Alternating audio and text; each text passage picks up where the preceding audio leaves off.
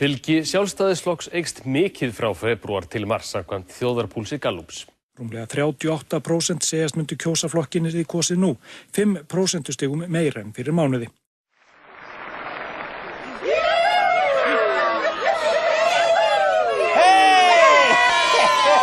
Sjá þetta krakka, sjáuð mig, ég aftur orðinn fucking formaður.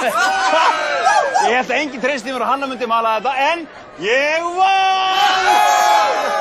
Það allir búin að gleyma vafningsdrullunni og sjóa á svindlinu og N1 ruglinu og fylgistappinu og fjárhag flokksins og öllu þessu drasli og bara maka á mig atkvæðum.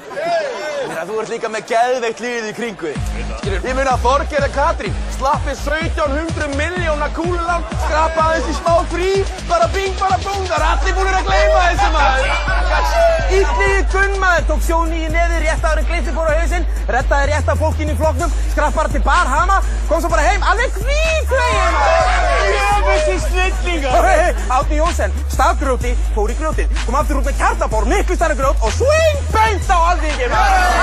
Snillingar! Það með Tryggva Þór Herberts, mergsaug allt úr Askar Capital, setti allt á hausinn, fekk geðveikan starfslokasamning og fullt af pening. Peningar, ég elska peningar. Geir réð hann sem efnahagsráðgjafa ríkisins. En það fór líka á hausinn, en Tryggvi, beint á þing. En hafið þessi nýjustu skoðanakönnunina, 50% djöfulsins snillingar! Hey, þetta ekki neitt, Geir stjórnaði landinu og klúraði feitt. Neitaði svo reglulega eitthvað væri að, Ísland sett á hausinn og bað Guð að blessa það. Hann þekkir Guð, hversu all-in er að þekkja fucking Guð! Og hann ekkert að fara í fangelsi af því að biðlistanir eru svo langir! Hey, svo var Dabbi drullu klár, drulla upp á þakki alveg fokkin 18 ár. Snilda geti svæðið heilum seðlabanka í og skrifa svo í mokkan alltaf sögun upp á nýtt. Hey, hann fekk heilt dagblað til að stýra, hversu svart er það?